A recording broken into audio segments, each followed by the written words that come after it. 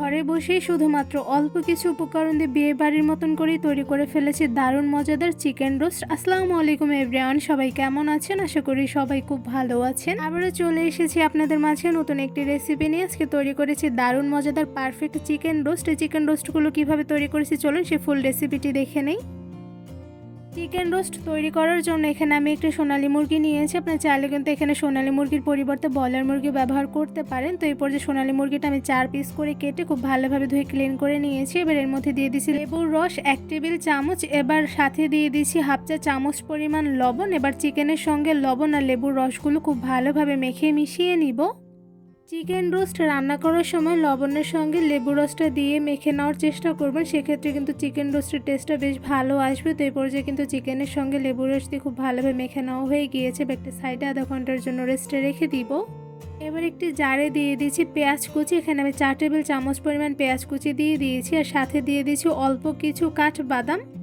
এবার সবগুলো উপকরণ খুব ভালোভাবে ব্যালেন্ড করে নিব। পেঁয়াজের সঙ্গে বাদামগুলো খুব ভালোভাবে ব্যালেন্ড করে নিয়েছি। তো এরপর যে আপনাদের একটু তুলে দেখাচ্ছি কতটুকু পরিমাণে মিহি করে আমি পেস্ট করে নিয়েছি। এবার এই মশলাটা আমি একটি সাইডে রেখে দিব।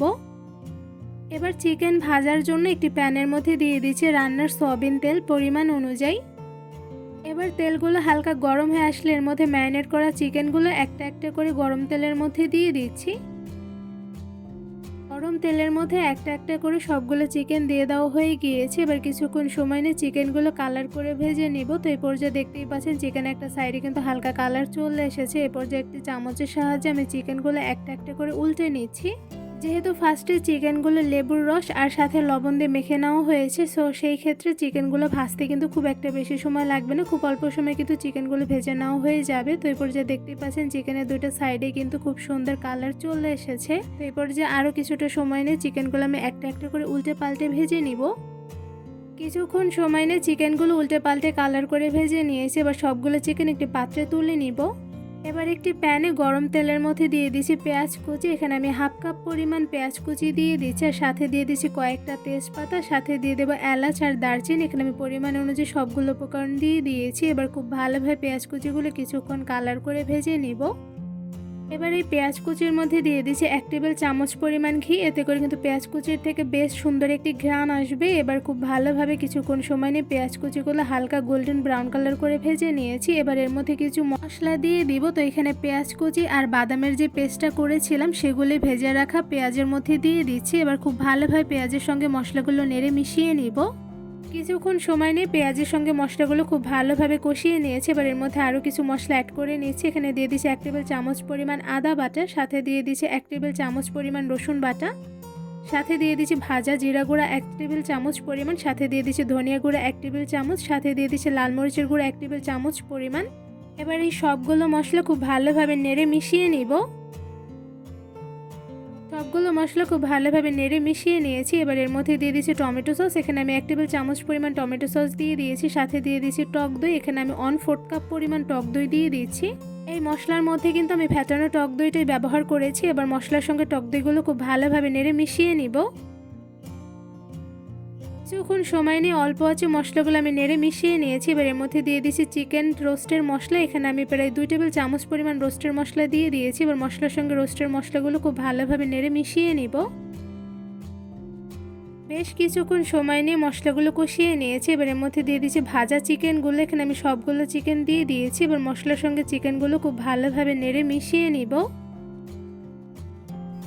মিডিয়াম টু লো আছে কিছুক্ষণ সময় নিয়ে চিকেনগুলো খুব ভালোভাবে মশলার সঙ্গে নেড়ে মিশিয়ে নিয়েছি। এবার এর মধ্যে দিয়ে দিচ্ছি গরুর লিকুইড দুধ। এখানে আমি 2 কাপ পরিমাণ দিয়ে দিচ্ছি। আপনার চাইলে কিন্তু গরম পানির মধ্যে গুঁড়া দুধটা গলিয়ে দিয়ে দিতে পারেন।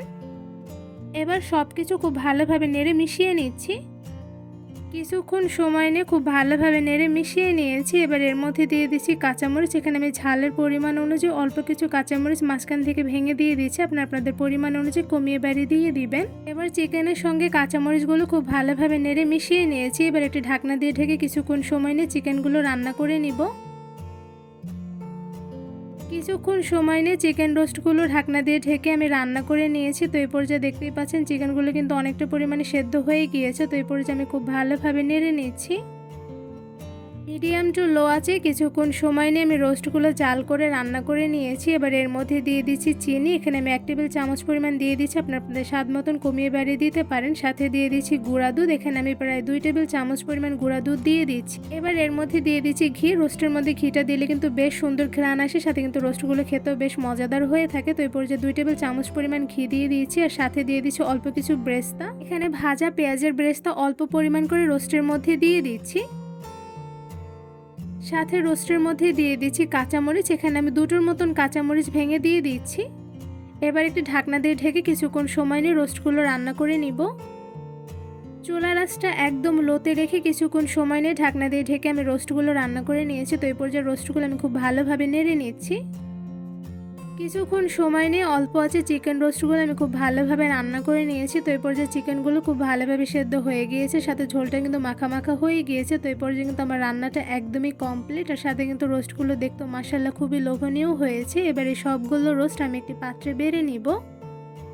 একদম সহজভাবে কোনো রকম ঝামেলা ছাড়াই বিয়েবাড়ির স্টাইলে তৈরি করে ফেলেছি ঘরে বসে দারুণ মজাদার চিকেন রোস্ট। এই চিকেন রোস্টগুলো মাশাআল্লাহ দেখতে যেমন সুন্দর হয়েছে, সাথে কিন্তু খেতে অসম্ভব মজাদার হয়ে থাকে। ঈদ স্পেশাল এই মজাদার চিকেন রোস্টটা কিন্তু ঘরে বসে খুব সহজে ঝটপট তৈরি করে নিতে পারবেন, যা খেয়ে সবাই খুব প্রশংসা করবে, সাথে খুব মজা করে খেয়ে নিবে। মাশাআল্লাহ চিকেন রোস্টটা দেখতেই কিন্তু খুব লোভনীয় হয়েছে, সাথে কিন্তু বোঝাই যাচ্ছে যে চিকেন রোস্টটা খেতে কতটা মজাদার হয়ে থাকে। পরোটা থেকে শুরু করে পোলাও দিয়ে চিকেন রোস্টটা খেতে কিন্তু বেশ মজাদার হয়ে থাকে। তো এখানে আমি পোলাও দিয়ে চিকেন রোস্টটা সার্ভ করে নিচ্ছি। তো এই পর্যায়ে দেখতেই পাচ্ছেন মাশাআল্লাহ দেখতে কিন্তু খুবই লোভনীয় হয়েছে। এই ঈদে ঝটপট এই মজাদার রোস্টটা রান্না করে সবাইকে খাওয়াবেন, দেখবেন সবাই খেয়ে খুব প্রশংসা করবে, সাথে খুব মজা করে খেয়ে নেবে। এই মজাদার চিকেন রোস্ট রান্নার রেসিপিটি কেমন লাগলো তা অবশ্যই কমেন্ট করে জানাবেন। রেসিপিটি ভালো লেগে থাকলে চ্যানেলটি সাবস্ক্রাইব করে ভিডিওতে লাইক কমেন্ট শেয়ার করুন, আর পাশেই থাকবেন। আল্লাহ হাফেজ।